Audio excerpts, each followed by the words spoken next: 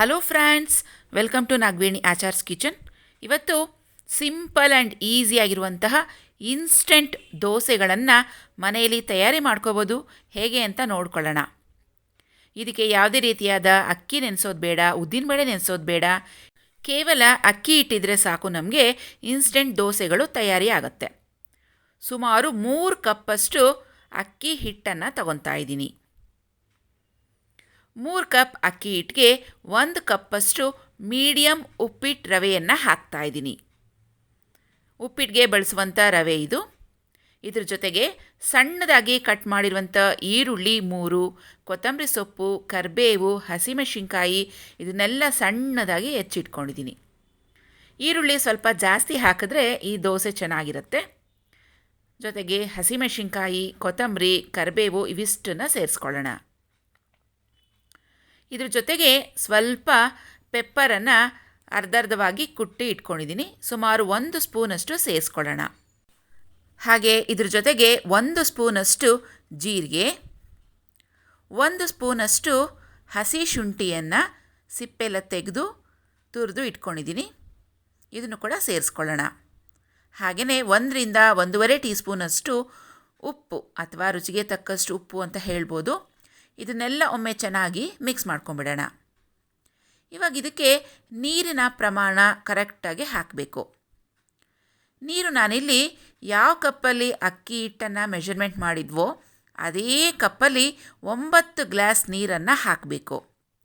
3 glass ಅಕ್ಕಿ ಹಿಟ್ಟು, 1 glass ರವೆ, 9 ಗ್ಲಾಸ್ ನೀರು. ಸೊ ಈ ಮೆಷರ್ಮೆಂಟ್ ಪಕ್ಕಾ ಮೆಷರ್ಮೆಂಟ್.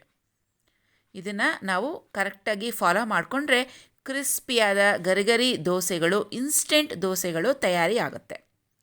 ನೋಡಿ, ಸುಮಾರು 9 ಗ್ಲಾಸಷ್ಟು ನಾನು ನೀರನ್ನು ಹಾಕಿದ್ದೀನಿ. ಇದನ್ನೆಲ್ಲ ಒಮ್ಮೆ ಚೆನ್ನಾಗಿ ಗಂಟಿಲ್ದ ಹಾಗೆ ಮಿಕ್ಸ್ ಮಾಡ್ಕೋಬೇಕು. ಕೆಲವೊಮ್ಮೆ ಬ್ರೇಕ್ಫಾಸ್ಟ್ ಮಾಡೋದಕ್ಕೆ ಟೈಮ್ ಇರಲ್ಲ, ಅಂಥ ಟೈಮ್ನಲ್ಲಿ ಈ ಥರ ಇನ್ಸ್ಟೆಂಟ್ ದೋಸೆಗಳನ್ನು ತಯಾರಿ ಮಾಡ್ಬೋದು. ತುಂಬ ಈಸಿಯಾಗಿರುತ್ತೆ, ಹಾಗೆ ಟೇಸ್ಟಿ ಕೂಡ. ನೋಡಿ, ಇದರ ಹದ ಯಾವ ರೀತಿ ಇರಬೇಕಂದ್ರೆ, ನೀರು ದೋಸೆಗೆ ಯಾವ ರೀತಿ ನಾವು ಕಲಿಸ್ಕೊತೀವೋ ಆ ರೀತಿಯಾಗಿ ತೆಳುವಾಗಿ ಕಲಿಸ್ಕೋಬೇಕು. ಸುಮಾರು ಒಂದು 5 ನಿಮಿಷ ಇದನ್ನು ಕ್ಲೋಸ್ ಮಾಡಿ ಇಟ್ಬಿಡೋಣ.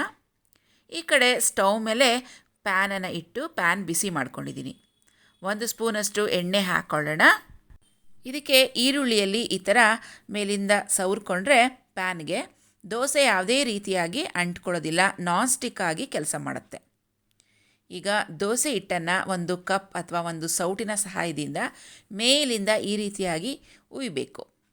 ಅಂದರೆ ಹಿಟ್ಟು ಹಾಕಿದ್ಮೇಲೆ ಸೌಟ್ನಲ್ಲಿ ಉಜ್ಜಬಾರ್ದು, ಮೇಲಿಂದ ಹಾಕಿ ಅದನ್ನು ಗ್ಯಾಪ್ಸ್ ಏನಾದ್ರು ಇದ್ದರೆ ಫಿಲ್ ಮಾಡ್ಕೋಬೇಕು. ಅಂದರೆ ಇದು ತೆಳುವಾಗಿ ನೀರು ದೋಸೆ ರೀತಿಯಲ್ಲಿ ಬರುತ್ತೆ. ಸ್ವಲ್ಪ ಎಣ್ಣೆಯನ್ನು ಹಾಕ್ಕೊಳ್ಳೋಣ. ನಮಗೆ ಕ್ರಿಸ್ಪಿಯಾಗಿ ಗರಿಗರಿಯಾಗಿ ಬೇಕು ಅಂತ ಹೇಳಿದ್ರೆ ಸಿಮ್ ಫ್ಲೇಮ್ನಲ್ಲಿ 3 ನಿಮಿಷ ಆದರೂ ನಾವು ಇದನ್ನು ಬೇಯಿಸ್ಕೋಬೇಕು.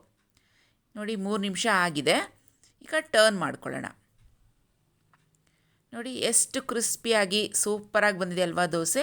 ನಿಮ್ಗಿನ್ನೂ ಕ್ರಿಸ್ಪಿಯಾಗಿ ಡಾರ್ಕ್ ಕಲರಾಗಿ ರೋಸ್ಟಾಗಿ ಮಾಡ್ಕೋಬೇಕಂದ್ರೆ ಇನ್ನೂ ಹೆಚ್ಚು ಟೈಮ್ ನೀವು ಇದನ್ನು ರೋಸ್ಟ್ ಮಾಡ್ಕೋಬೋದು. ನೋಡಿದ್ರಾ ಎಷ್ಟು ಚೆನ್ನಾಗಿ ಬಂದಿದೆ ಅಲ್ವಾ ದೋಸೆಗಳು. ಯಾವುದೇ ರೀತಿಯಲ್ಲೂ ಪ್ಯಾನ್ಗೆ ಅಂಟ್ಕೋತಿಲ್ಲ, ನೀವೇ ನೋಡ್ತಿದ್ದೀರಾ ಲೈವ್. ಈ ಥರ ದೋಸೆಗಳು ನಿಮ್ಮ ಮನೆಯವ್ರಿಗೆ ಮಾಡಿಕೊಡ್ತಾಯಿದ್ರೆ ಅವ್ರು ತಿಂತಾನೇ ಇರ್ತಾರೆ. 1-2 ದೋಸೆಗೆಲ್ಲ ಒಪ್ಪೋಲ್ಲ ಅವರು. ಸುಮಾರು 4 ರಿಂದ 5 ಮೇಲೇ ಅವ್ರು ತಿನ್ನೋದು. ನೋಡ್ತಾ ಇರಿ, ಅಷ್ಟು ರುಚಿಯಾಗಿರುತ್ತೆ ಈ ದೋಸೆಗಳು. ಎಷ್ಟು ತಿಂದ್ರೂ ಸಾಕಾಗೋದೇ ಇಲ್ಲ, ಇನ್ನೂ ತಿನ್ನಬೇಕು ಅನ್ನಿಸ್ತಾನೆ ಇರುತ್ತೆ, ಅಷ್ಟು ಟೇಸ್ಟಿಯಾಗಿರುತ್ತೆ. ಇವತ್ತು ಇನ್ಸ್ಟೆಂಟ್ ದೋಸೆ ಜೊತೆಗೆ ಇನ್ಸ್ಟೆಂಟ್ ಮಾವಿನಕಾಯಿ ಚಟ್ನಿಯನ್ನು ಮಾಡಿದ್ದೀನಿ. ಈ ಮಾವಿನಕಾಯಿ ಚಟ್ನಿ ಹೇಗೆ ಮಾಡೋದು ಅಂತ ನನ್ನ ಲಾಸ್ಟ್ ವಿಡಿಯೋ ಪೋಸ್ಟ್ ಮಾಡಿದ್ದೀನಿ. ಸೊ ಲಿಂಕನ್ನು ಕೊಟ್ಟಿರ್ತೀನಿ, ಯಾರೆಲ್ಲ ನೋಡಿಲ್ವೋ ಅವರು ಹೋಗಿ ಒಮ್ಮೆ ನೀವು ಚೆಕ್ ಮಾಡ್ಬೋದು. ನೋಡಿ, ಇನ್ಸ್ಟೆಂಟ್ ದೋಸೆ ಜೊತೆಗೆ ಇನ್ಸ್ಟೆಂಟ್ ಮ್ಯಾಂಗೋ ಚಟ್ನಿ ಕೂಡ ರೆಡಿಯಾಗಿದೆ. ಇನ್ನೂ ಹೆಚ್ಚಿನ easy ರೆಸಿಪೀಸ್ಗೆ Nagaveni Achar's kitchen YouTube ಚಾನಲನ್ನು ಸಬ್ಸ್ಕ್ರೈಬ್ ಮಾಡ್ಕೊಳ್ಳಿ. ಈ ವಿಡಿಯೋನ ನಿಮ್ಮ ಫ್ರೆಂಡ್ಸ್ ಜೊತೆ ಶೇರ್ ಮಾಡ್ಕೊಳ್ಳಿ. ಮತ್ತೆ ಭೇಟಿ ಆಗ್ತೀನಿ ಮತ್ತೊಂದು ವಿಡಿಯೋ ಜೊತೆಗೆ. ಅಲ್ಲಿವರೆಗೂ ಟೇಕ್ ಕೇರ್. Bye friends.